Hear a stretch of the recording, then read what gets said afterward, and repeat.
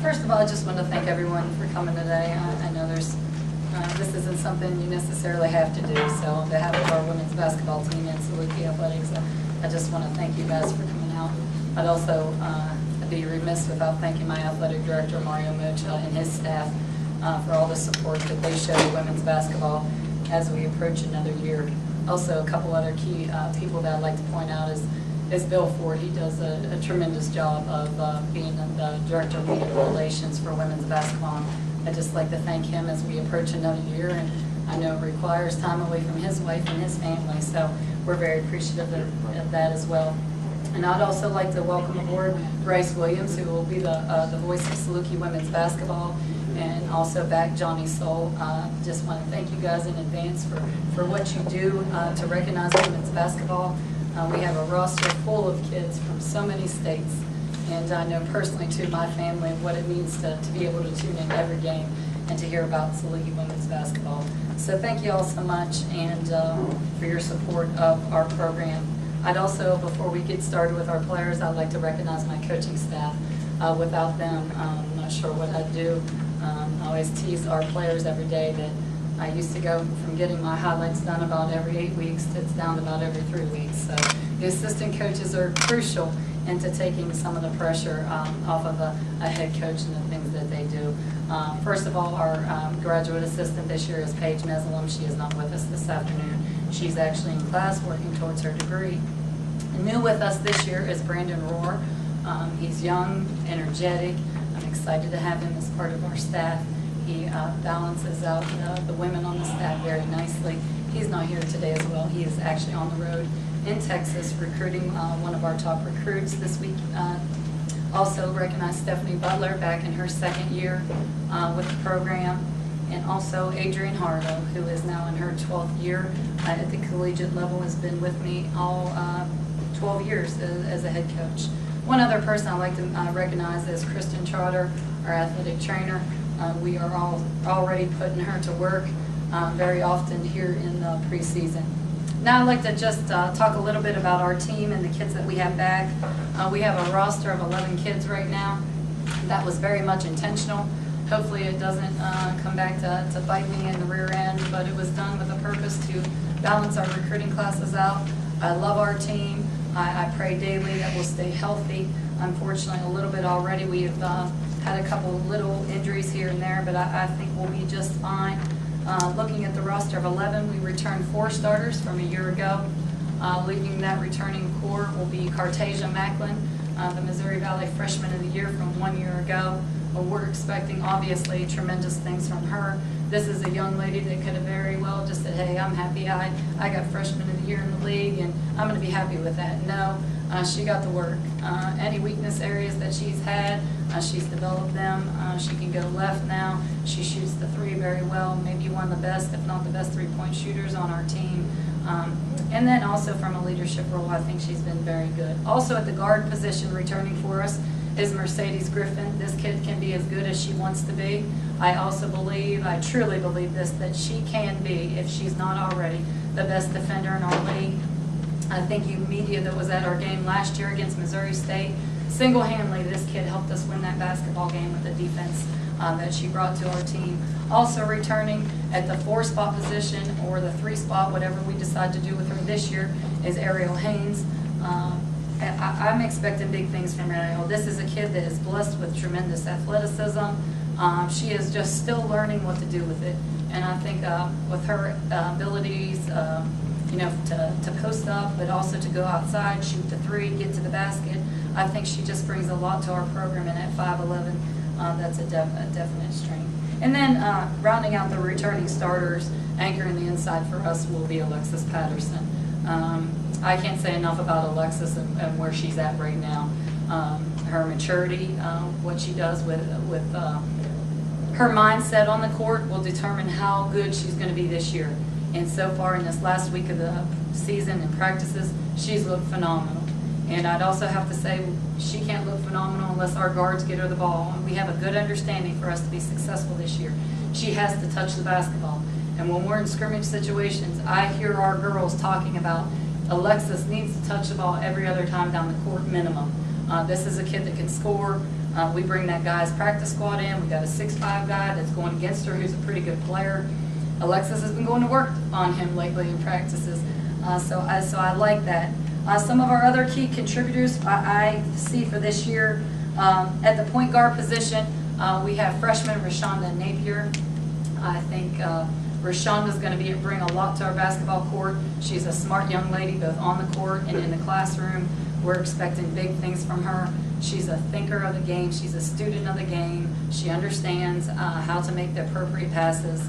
I can see this kid fighting for a starting position in our first game. Also at the point guard position, Lindsay Moore, she can play the point guard position. She can also slip over to the 2 as well. She is another kid that can shoot the 3, a tremendous passer. You watch Lindsay, she's kind of slow moving, kind of methodical, but gets the job done. Yesterday was by far her practice. I left practice yesterday being a big fan of Lindsay Moore, so if she can just continue to make strides forward, we'll be in great shape. Some depth at the guard position for us will be returning junior Jordan Courier. We're going to rely a lot on Jordan to shoot the 3. Also, she has done some things lately, and you guys have been at Maroon Madness. She's getting a little bit stronger, getting to the basket, finishing. She shot some reverse layups. She has the skill set to do more than just shoot the 3, but that's going to be something that we really rely upon her, is to shoot the 3. Also at the guard position, our other returning junior, Sydney Goins. Sydney is a kid that I recruited here and out of high school. She was just a tremendous athlete. We recruited her to slash, finish at the basket. Also, but lately, after she experienced her knee injury her senior year in high school, she turned a little bit more into an outside shooter, more so than that slashing mentality. But we're working really hard to get her back to being the complete overall player. And I think she could be a key factor for us this year. Second year of being on the squad, 3rd year of earning minutes this year. So I think she can bring some good things to the table for us. At the forward position, I think we have a couple exciting young ladies.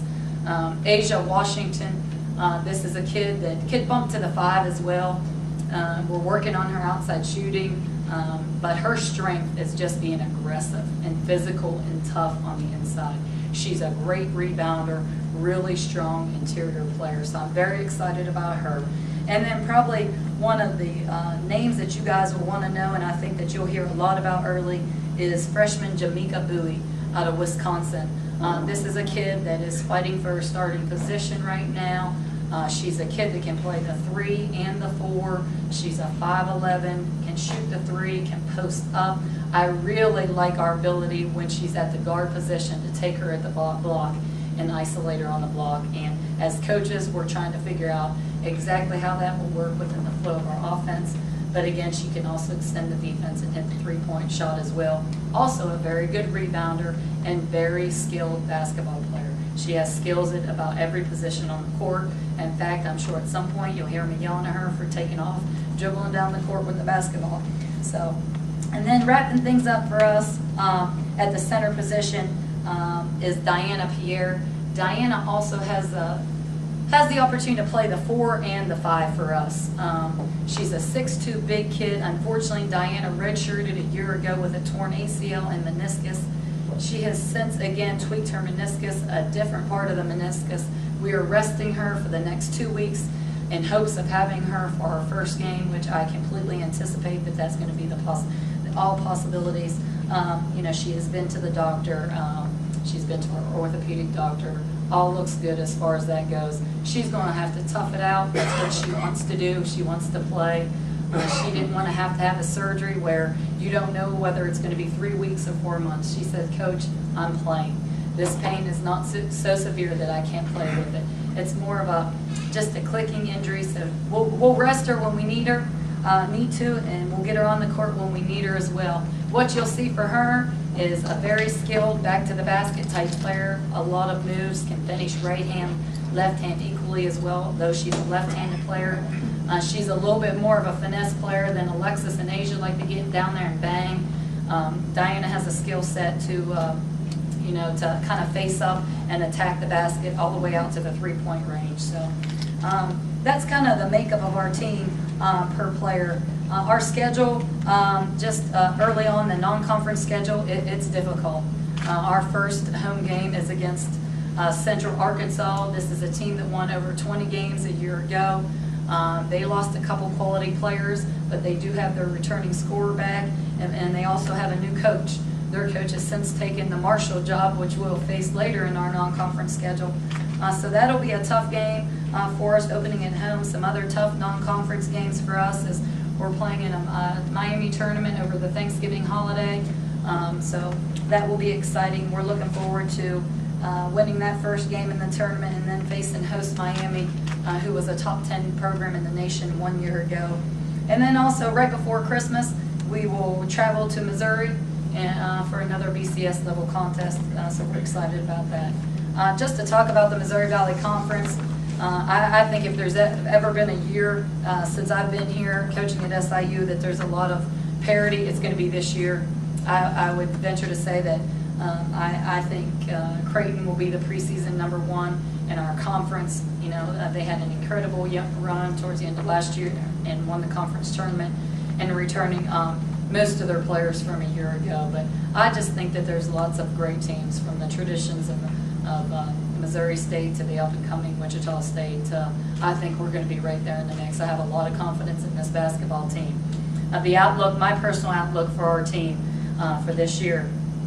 10 days ago, I was scratching my head a little bit and a little bit frustrated and talking to the team just about some expectations. I was a little bit worried about us. I think from a perspective of being young and all the new kids, every high school kid thinks that they work hard and they play hard all the time. And when you get to the college level, you know, it's a little bit different. And for us on the women's side, we don't get our hands on during the summer. So it's an eye-opening experience for them when they get into the college setting. And I'm not talking about the skills workout. That's a completely different story. I'm talking about when we hit the practice court and full team workouts. So I challenged our kids and I told them, you know, I have full faith in our talent level. And we happen to be on the court this day. I believe in every single one of you kids that are on this court. I think we put a nice group of kids together. But potential and talent doesn't mean anything. And I told them there were 3 areas that we needed to work on to make our basketball team better. And #1, that was knowledge of the game. I thought we needed to have a better understanding of how we play. We need to have a better understanding of what each kid's role is. We need to be coachable. We need to allow our kids, we need to allow our coaches to coach you guys, and you guys have to be willing to accept that coaching. We have made great strides in 10 days. I'm not kidding you, the last 3 nights I've gone home and I've been very pleased. I've been floating on a little bit of a cloud because I can really see us making necessary strides. #2, I told our kids that our effort must be better. From the entire practice, we were going in spurts. We would start practice really well. We would fall off. We'd hit another spurt of where we'd be going really hard, and then we'd fall off towards the end of practice. And these practices were going 2.5 hours or so. And a lot of our kids, especially the freshmen, they're like, Coach, I've never been in a practice for 2.5 hours. I don't know what shell drill is. I don't know what a show and over is. They didn't know lots of things. Going back to the knowledge, but I told them that you can always not understand how to do things, but an effort level should never be in question. But here we are some 10 days later, and I tell you what, these last 3 days I have been impressed. They are really, really working very hard with consistency throughout the entire practice. And then finally, I said we needed to be tougher. We needed to be tougher. If you're injured, you're injured. If you get bumped a little bit and fall down, you're going to have to get back up. There's a huge difference between being hurt a little bit and being injured. And I told our kids we needed to get tougher. So I thought we have talent, there's no doubt. Areas that we need to improve on. We need to be better at our knowledge of the game and have a better understanding of that. #2, we needed our effort level to improve with consistency. And #3, we needed to be tougher. Well, I'll tell you this. Mercedes Griffin has kind of set that tone for us the last several days in practice. We bring a guy squad in that we call the Gray Squad. And they have been the ones over to the trainer seeking treatment. We've had a bloody nose and we've had some physical play. So I really like where we're at right now. And we've been practicing since October the 4th. we are ready to get on the court. We still have a lot to learn, but as far as just getting out there and competing against someone different, we'll be very, very excited for that first exhibition game a week from Friday. I'll be more than happy to take any questions that you may have now. Besides Rashonda, who else will we put at the point guard? Cartasia Macklin. Macklin. And Lindsay Moore can play back up at that position as well. Missy? What do you feel is the toughest challenge facing the program this season? I think the toughest thing is just for us as coaches to make sure that these kids believe that they can win. How will you measure progress, especially in the Missouri Valley Conference this year? I mean, you guys obviously made improvements, win-wise, non-conference last year, but to kind of get, higher than ninth in the Valley? Yeah. I think the biggest thing with that is the fact that this is the first year where we return, I think, 4 quality starters. And I think that's going to make a difference. I think it's 4 kids back that understand the effort that it took last year to beat Missouri State here, that has traditionally been one of the best, programs in the conference in recent years. So I think it's a mentality. I think the talent level is there. I think the things that we mentioned we must continue to work on. But it's part of understanding what it takes to win every single day. And, the kids to understand that, but us as coaches just to continue to reinforce that. I really believe that there were plenty of times last year, 7 or 8 games that we'd love to have back, whether it was a minute or 2 to go in the game and we weren't able to win any of those. But I think this year, with some returning kids back that have some experience, I think that's a different situation this year for us. Have you been able to get a sense of the identity of this year's team yet? You know what? I've had people ask me that question before, and I think they are clearly setting that identity with themselves. In the 3 years that I've been here, this is a squad now that is together a lot. They enjoy each other. I think they enjoy spending time together. It's not something that we have to ask them to do. And I once remember about 5 years ago when I was at Tusculum, I had a team very similar to that. And they just bonded together. And it was a year before we were coming off a difficult year.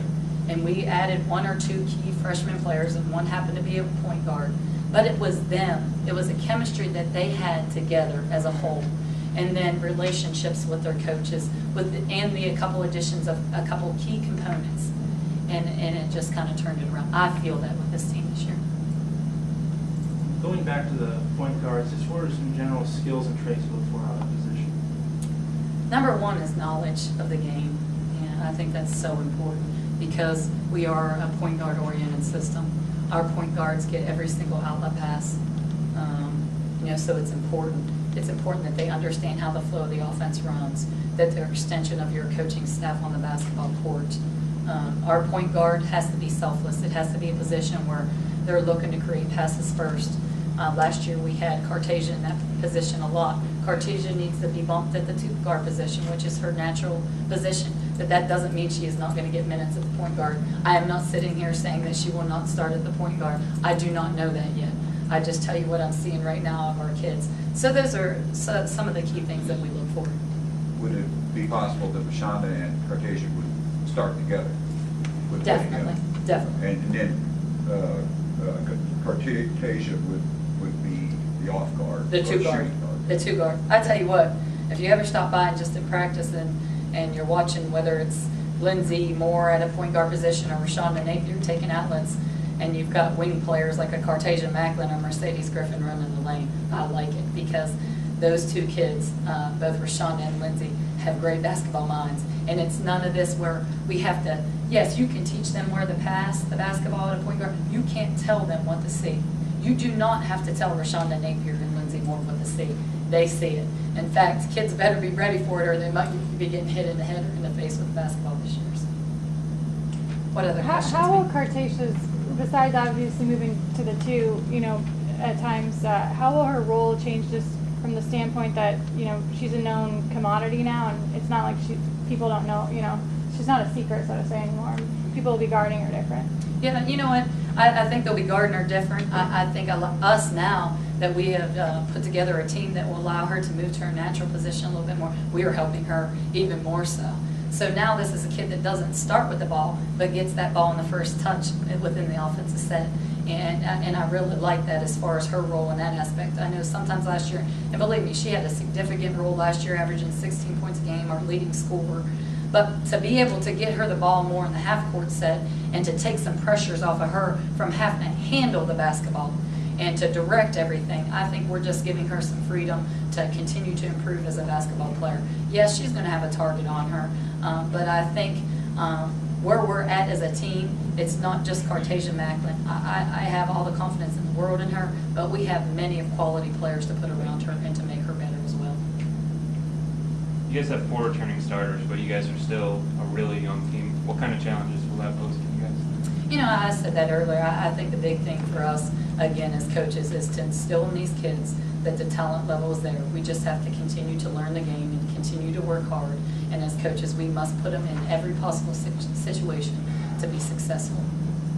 Where do you feel your team is as a defensive unit right now? Great. I love it. I love where we're at. That's been the most thing that I've been impressed with. We still have to learn some things about rotations and things like that, but the defensive intensity that we're coming to practice with right now, I'm very pleased with that.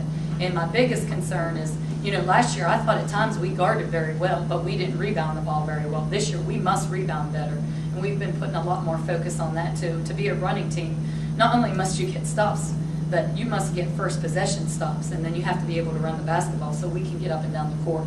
We've got some great rebounders. Alexis is a good rebounder. Asia's a great rebounder. Jamaica Bowie at her position is a great rebounder. Cartasia at 6 a game last year to guard is a great rebounder. So I think if we continue on with our intensity level and get kids going to get the basketball, you're going to see us to get to run the system that I've wanted to since day one, since I've got here, and that's an up and down game. What do you think will surprise fans most about this year's team?